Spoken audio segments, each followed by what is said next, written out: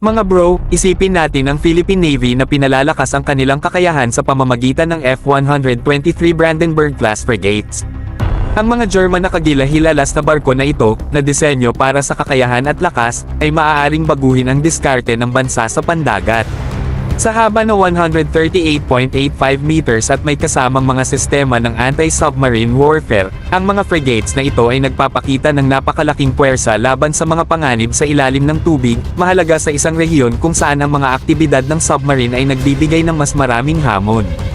Sa mga Mark 46 torpedoes at mga Sea Lynx helicopters sa board, ang Philippine Navy ay nagkakaroon ng isang malaking bentahe sa pagtukoy at pagsupil ng potensyal na banta ng submarine, pinoprotektahan ang mga maritime interest nito.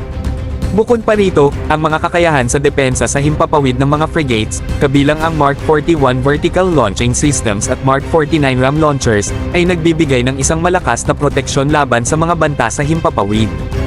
Ano man ang harapin na anti-ship missiles o kaaway na eroplano, ang F-123 Brandenburg-class frigates ay handang ipagtanggol ang kasarinlan ng Pilipinas ng may presisyon at lakas, nagpapalakas sa kakayahan ng bansa na pigilan ang mga agresor at protektahan ang mahahalagang sea lanes.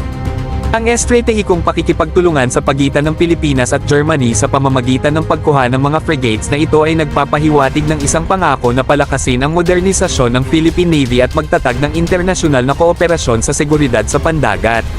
Sa pamamagitan ng pagsasama ng mga advanced na plataporma na ito sa kanilang flota, hindi lamang pinapalakas ng Pilipinas ang kanilang mga kakayahan sa depensa kundi pinapalakas din ang interoperabilidad sa mga kaalyado, nagbibigay ng kontribusyon sa rehiyonal na katatagan at seguridad.